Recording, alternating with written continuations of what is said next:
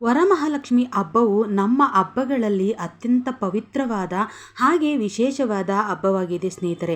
ಶ್ರಾವಣ ಮಾಸದ ಹುಣ್ಣಿಮೆಗೂ ಮುನ್ನ ಬರುವಂತಹ ಶುಕ್ರವಾರದಂದು ಈ ವ್ರತವನ್ನು ಆಚರಿಸಲಾಗುತ್ತದೆ. ವರಲಕ್ಷ್ಮಿ ಅಂದ್ರೇ ಭಕ್ತರು ಬೇಡಿದಂತಹ ವರಗಳನ್ನು ಕರುಣಿಸುವ ತಾಯಿ ಎಂದರ್ಥ. ನಮಸ್ಕಾರ ಸ್ನೇಹಿತರೆ, ನಾನು ನಂದಿನಿ. ನಮ್ಮ ಕಿರುಪರಿಚಯ ಚಾನಲ್ಗೆ ಸ್ವಾಗತ. ಇವತ್ತಿನ ನಮ್ಮ ಇಂದಿನ ಸಂಚಿಕೆಯಲ್ಲಿ ವರಮಹಾಲಕ್ಷ್ಮಿ ವ್ರತದ ಇಂದಿನ ಕಥೆ ಏನು, ವರಮಹಾಲಕ್ಷ್ಮಿ ವ್ರತದ ಮಹತ್ವವೇನು, ಮತ್ತು ವರಮಹಾಲಕ್ಷ್ಮಿ ಹಬ್ಬವನ್ನು ನಾಳೆ ಹೇಗೆ ಆಚರಣೆಯನ್ನು ಮಾಡಬೇಕು ಅಂತ ತಿಳ್ಕೊಳ್ತಾ ಹೋಗೋಣ. ವಿಡಿಯೋ ತುಂಬ ಇಂಟ್ರೆಸ್ಟಿಂಗ್ ಆಗಿದೆ. ವಿಡಿಯೋನ ಎಲ್ಲೂ ಸ್ಕಿಪ್ ಮಾಡಬೇಡಿ. ಹಾಗೆ ಲೈಕ್ ಕೊಟ್ಟು ಸಬ್ಸ್ಕ್ರೈಬ್ ಆಗೋದನ್ನು ಮರಿಬೇಡಿ. ಈ ವರ್ಷ ಅಂದರೆ 2026ರಲ್ಲಿ 21ಕ್ಕೆ ನಾವು ಆಚರಣೆ ಮಾಡಬೇಕಾ ಅಥವಾ 28ಕ್ಕೆ ಆಚರಣೆ ಮಾಡಬೇಕನ್ನೋ ಒಂದು ಗೊಂದಲ ಇತ್ತು ಸ್ನೇಹಿತರೆ. 21ಕ್ಕೆ ಅಂದರೆ ನಾಳೆ ವರಮಹಾಲಕ್ಷ್ಮಿ ವ್ರತವನ್ನು ಆಚರಣೆಯನ್ನು ಎಲ್ಲ ಕರ್ನಾಟಕದ ಜನತೆಗಳು ವಿಜೃಂಭಣೆಯಿಂದ ಆಚರಣೆಯನ್ನು ಮಾಡಲಾಗುತ್ತೆ ಸ್ನೇಹಿತರೆ. ಸಂಪ್ರದಾಯದ ಪ್ರಕಾರ ಹಿಂದೂ ಧರ್ಮದಲ್ಲಿ ಯಾವ ಹುಣ್ಣಿಮೆ ಅಂದರೆ ಆಷಾಢ ಮಾಸದ ಹುಣ್ಣಿಮೆಯ ಇಂದಿನ ಶುಕ್ರವಾರ ಅಂದರೆ ಈ ವರ್ಷದ ಹುಣ್ಣಿಮೆ 28ನೇ ತಾರೀಕು ಅಂದರೆ ಮುಂದಿನ ಶುಕ್ರವಾರದಂದು 28ನೇ ತಾರೀಕು ಹುಣ್ಣಿಮೆ ಇರೋದ್ರಿಂದವ ಆ ಇಂದಿನ ಶುಕ್ರವಾರ ಅಂದರೆ ನಾಳೆ 21ನೇ ತಾರೀಕಿಗೆ ಆಚರಣೆಯನ್ನು ಮಾಡಲಾಗುತ್ತೆ. ವರಮಹಾಲಕ್ಷ್ಮಿ ವ್ರತದ ಇಂದಿನ ಕಥೆಯನ್ನು ತಿಳಿದುಕೊಳ್ಳೋಣ ಸ್ನೇಹಿತರೆ. ಒಮ್ಮೆ ಶಿವಪಾರ್ವತಿಯು ಇಬ್ಬರು ಮಾತನಾಡುತ್ತಿರುವಾಗ ಪಾರ್ವತಿ ಕೇಳ್ತಾಳೆ, ಭಕ್ತಾದಿಗಳ ಕಷ್ಟಗಳನ್ನು ಪರಿಹರಿಸಿ ಸೌಭಾಗ್ಯ ಸುಖವನ್ನು ಕೊಡುವಂತಹ ವ್ರತ ಯಾವುದು ಅಂತ ಕೇಳ್ತಾಳೆ. ಆಗ ಪರಮೇಶ್ವರ, ಎಲೆ ಪಾರ್ವತಿ ಕೇಳು, ವರಮಹಾಲಕ್ಷ್ಮಿ ವ್ರತ ಸ್ತ್ರೀಯರು, ಪುರುಷರು, ಮಕ್ಕಳು ಎಲ್ಲರೂ ಕೂಡ ಮಾಡಬಹುದಾದಂತಹ ವ್ರತ ಎಂದು ಹೇಳ್ತಾರೆ. ಭಗವಾನ್ ಶಿವನೇ ಸ್ವತಃ ವರಲಕ್ಷ್ಮಿ ವ್ರತವನ್ನು ನಿರೂಪಿಸಿದ್ದಾರೆ.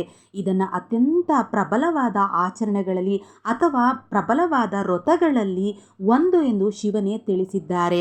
ಯಾರೆಲ್ಲ ಈ ವ್ರತವನ್ನು ಅನುಸರಿಸುತ್ತಾರೋ ಅವರಿಗೆ ದುಃಖ, ನೋವುಗಳು, ಆರ್ಥಿಕ ತೊಂದರೆ ಬರುವುದಿಲ್ಲ. ಇದ್ದರೂ ಕೂಡ ಅವರ ದುಃಖ, ನೋವುಗಳು ಹಾಗೆ ಆರ್ಥಿಕ ತೊಂದರೆಗಳು ನಿವಾರಣೆಯಾಗುತ್ತವೆಂದು ಶಿವನೇ ತಿಳಿಸಿದ್ದಾರೆ. ಸ್ವತಃ ಶಿವನೇ ತಿಳಿಸಿದ್ದಾರೆ. ವರಲಕ್ಷ್ಮಿ ವ್ರತವನ್ನು ಯಾರೆಲ್ಲ ಆಚರಿಸುತ್ತಾರೆ ಅಂತಹ ಮನೆಯಲ್ಲಿ ಶಾಂತಿ, ಸಮೃದ್ಧಿ ಮೂಡುತ್ತದೆ ಎಂದು ತಿಳಿಸಿದ್ದಾರೆ. ಸ್ವತಃ ಶಿವನೇ ವರಮಹಾಲಕ್ಷ್ಮಿ ವ್ರತದ ಆಚರಣೆಯ ಒಂದು ಕಥೆಯನ್ನು ಪಾರ್ವತಿ ದೇವಿಗೆ ತಿಳಿಸುತ್ತಾರೆ. ಮಗಧ ದೇಶದ ಕುಂಡಿನಪುರದಲ್ಲಿ ಚಾರುಮತಿ ಎಂಬ ಧರ್ಮನಿಷ್ಠೆ ಉಳ್ಳಂತಹ ಪತಿಭಕ್ತೆ ಹಾಗೆ ಅತಿಥಿ ಸತ್ಕಾರದಲ್ಲಿ ನಿಸ್ಸೀಮಳಾದ ಸತ್ಪ್ರಜೆಯೊಬ್ಬಳು ವಾಸಿಸುತ್ತಿದ್ದಳು. ಅವಳ ಭಕ್ತಿಗೆ ಮೆಚ್ಚಿ ಮಹಾಲಕ್ಷ್ಮೀ ದೇವಿಯು ಕನಸಿನಲ್ಲಿ ಪ್ರತ್ಯಕ್ಷಳಾಗಿ ಶ್ರಾವಣ ಮಾಸದ ಹುಣ್ಣಿಮೆಗೆ ಮುನ್ನ ಬರುವಂತಹ ಶುಕ್ರವಾರದಂದು ತನ್ನನ್ನು ವರಮಹಾಲಕ್ಷ್ಮಿಯಾಗಿ ಪೂಜಿಸಲು ಸೂಚಿಸಿದಳು. ಲಕ್ಷ್ಮೀದೇವಿಯು ಚಾರುಮತಿಗೆ ಕನಸಿನಲ್ಲಿ ಬಂದು ತನ್ನನ್ನು ಶ್ರದ್ಧೆಯಿಂದ ಪೂಜಿಸಿದರೆ ಸಕಲ ಐಶ್ವರ್ಯ ಹಾಗೂ ಸೌಭಾಗ್ಯ ನೀಡುವುದಾಗಿ ವಾಗ್ದಾನ ಮಾಡಿದಳು. ಚಾರುಮತಿ ತನ್ನ ಕನಸಿನಲ್ಲಿ ಬಂದು ಹೇಳಿದಂತಹ ವರಮಹಾಲಕ್ಷ್ಮಿಯ ಆಸೆಯಂತೆ ತನ್ನ ಊರಿನ ಇತರ ಮಹಿಳೆಯೊಂದಿಗೆ ಸೇರಿ ಮಂಟಪವನ್ನು ಸ್ಥಾಪಿಸಿ ಕಳಸವನ್ನು ಇಟ್ಟು ದೇವಿಯನ್ನು ಅಂದರೆ ವರಮಹಾಲಕ್ಷ್ಮಿಯನ್ನು ಆಹ್ವಾನ ಮಾಡಿ ಪೂಜೆಯನ್ನು ಮಾಡುತ್ತಾಳೆ. ಪೂಜೆ ಮುಗಿಸಿ ಪ್ರದಕ್ಷಿಣೆ ಮಾಡುವಾಗಲೆಲ್ಲ ಅವರ ಮನೆಗಳಿಗೆ ಚಿನ್ನ, ವಜ್ರ, ವೈಡೂರ್ಯಗಳು, ಸಕಲ ಸಂಪತ್ತುಗಳು ಹರಿದು ಬಂದಿತು. ಚಾರುಮತಿ ಮತ್ತು ಆ ಊರಿನ ಸ್ತ್ರೀಯರು ಪಡೆದ ಸಮೃದ್ಧಿಯನ್ನು ಕಂಡು ಅಂದಿನಿಂದ ಪ್ರತಿ ವರ್ಷ ಶ್ರಾವಣ ಮಾಸದ ಶುಕ್ರವಾರದಂದು ಈ ವ್ರತವನ್ನು ಆಚರಿಸುವುದು ಸಾಂಪ್ರದಾಯಿಕವಾಗಿ ರೂಢಿಗೆ ಬಂದಿತು. ವರಮಹಾಲಕ್ಷ್ಮಿ ವ್ರತದ ಮಹತ್ವವನ್ನು ತಿಳಿದುಕೊಳ್ಳೋಣ ಸ್ನೇಹಿತರೆ. ವರಮಹಾಲಕ್ಷ್ಮಿ ವ್ರತವು ನಮ್ಮ ಕರ್ನಾಟಕದಲ್ಲಿ ಕುಟುಂಬದ ಹಬ್ಬವಾಗಿ ನಾವು ಆಚರಣೆಯನ್ನು ಮಾಡ್ತೇವೆ ಸ್ನೇಹಿತರೆ. ಮನೆಯನ್ನು ಶುಚಿಗೊಳಿಸಿ ಬಾಗಿಲಿಗೆ ತಳಿರು ತೋರಣವನ್ನು ಕಟ್ಟುವುದು, ರಂಗೋಲಿ ಬಿಡಿಸುವುದು, ಕುಟುಂಬದವರೆಲ್ಲರೂ ಸೇರಿ ನೈವೇದ್ಯವನ್ನು ಸಿದ್ಧಪಡಿಸುವುದು ಆಚರಣೆಯ ಒಂದು ಭಾಗ. ಆದರೆ ಈ ಹಬ್ಬವನ್ನು ಅಂದರೆ ವರಮಹಾಲಕ್ಷ್ಮಿ ವ್ರತವನ್ನು ನಾವು ದೇವಸ್ಥಾನಕ್ಕೆ ಹೋಗುವುದಕ್ಕಿಂತ ಮನೆಯ ದೇವರ ಕೋಣೆಯಲ್ಲಿ ಮಾಡುವ ಪೂಜೆಗೆ ಇಲ್ಲಿ ಅತ್ಯಂತ ಪ್ರಾಧಾನ್ಯತೆಯನ್ನು ನೀಡಲಾಗುತ್ತದೆ. ವರಮಹಾಲಕ್ಷ್ಮಿಯ ವ್ರತದ ದಿನದಂದು ಮುತ್ತೈದೆಯರು ಕಳಶ ಸ್ಥಾಪಿಸಿ ಲಕ್ಷ್ಮಿ ಮುಖವಾಡವನ್ನು ಇರಿಸಿ ಪೂಜಿಸುತ್ತಾರೆ. ಮನೆಗೆ ಬಂದ ಮುತ್ತೈದೆಯರಿಗೆ ಅರಿಶಿನ, ಕುಂಕುಮ ಹಾಗೆ ಬಾಗಿನವನ್ನು ಕೊಡುವುದು ಈ ವ್ರತದ ಪ್ರಮುಖ ಭಾಗವಾಗಿರುತ್ತದೆ. ವರಮಹಾಲಕ್ಷ್ಮಿ ವ್ರತವು ನಮ್ಮ ಹಬ್ಬಗಳಲ್ಲಿ ಅತ್ಯಂತ ಪವಿತ್ರವಾದ ವಿಶೇಷವಾದ ಹಬ್ಬವಾಗಿರುತ್ತದೆ. ವರಲಕ್ಷ್ಮಿ ಎಂದರೆ ಭಕ್ತರು ಬೇಡಿದಂತಹ ವರಗಳನ್ನು ಕರುಣಿಸುವ ತಾಯಿ ಎಂದರ್ಥ. ವರಮಹಾಲಕ್ಷ್ಮಿ ವ್ರತವನ್ನು ನಾವು ಮಾಡಿದರೆ ಅಷ್ಟಲಕ್ಷ್ಮಿಯರ ಪೂಜೆ ಮಾಡಿದಂತಹ ಪುಣ್ಯ ನಮಗೆ ಸಿಗುತ್ತದೆ. ವರಮಹಾಲಕ್ಷ್ಮಿಯ ವ್ರತವನ್ನು ನಾವು ಮಾಡುವುದರಿಂದ ಕುಟುಂಬದ ಶ್ರೇಯಸ್ಸು, ಅದರಲ್ಲೂ ವಿವಾಹಿತ ಮಹಿಳೆಯರು ತಮ್ಮ ಪತಿಯ ದೀರ್ಘಾಯುಷು, ಆರೋಗ್ಯ ಹಾಗೆ ಕುಟುಂಬದ ಎಲ್ಲ ಸದಸ್ಯರ ಸುಖ ಸಮೃದ್ಧಿಗಾಗಿ ಈ ವ್ರತವನ್ನು ಆಚರಿಸುತ್ತಾರೆ. ವರಮಹಾಲಕ್ಷ್ಮಿ ವ್ರತವನ್ನು ನಾವು ಆಚರಿಸಿದರೆ ಅಷ್ಟಲಕ್ಷ್ಮಿಯರ ಪೂಜೆ ಮಾಡಿದಂತಹ ಪುಣ್ಯ ಸಿಗುತ್ತದೆ. ಶ್ರೀ ಭೂ ಸರಸ್ವತಿ, ಪ್ರೀತಿ, ಕೀರ್ತಿ, ಶಾಂತಿ, ತುಷ್ಟಿ, ಪುಷ್ಟಿ ಹೀಗೆ ಅಷ್ಟ ಸ್ವರೂಪಗಳು ಅಂದರೆ 8 ಶಕ್ತಿಗಳ ದೇವತೆಯಾದ ಮಹಾಲಕ್ಷ್ಮಿಯನ್ನು ಪೂಜಿಸಿದಂತಾಗುತ್ತದೆ. ಯಾರೆಲ್ಲ ಲಕ್ಷ್ಮೀ ದೇವಿಯನ್ನು ಭಕ್ತಿ ಶ್ರದ್ಧೆಯಿಂದ ಪೂಜಿಸುತ್ತಾರೋ ಅವರ ಮನೆಯಲ್ಲಿ ಹಣ, ಧಾನ್ಯ, ಶಾಂತಿ ನೆಲೆಸುತ್ತದೆ. ವರಮಹಾಲಕ್ಷ್ಮಿಯ ದಿನದಂದು ಕಳಶ ಸ್ಥಾಪನೆಯನ್ನು ಮಾಡಿ ಲಕ್ಷ್ಮೀ ದೇವಿಯನ್ನು ಆಹ್ವಾನ ಮಾಡಿ ಪೂಜಿಸುವುದರಿಂದ ಅಷ್ಟ ಐಶ್ವರ್ಯ ಪ್ರಾಪ್ತಿಯಾಗುತ್ತದೆ.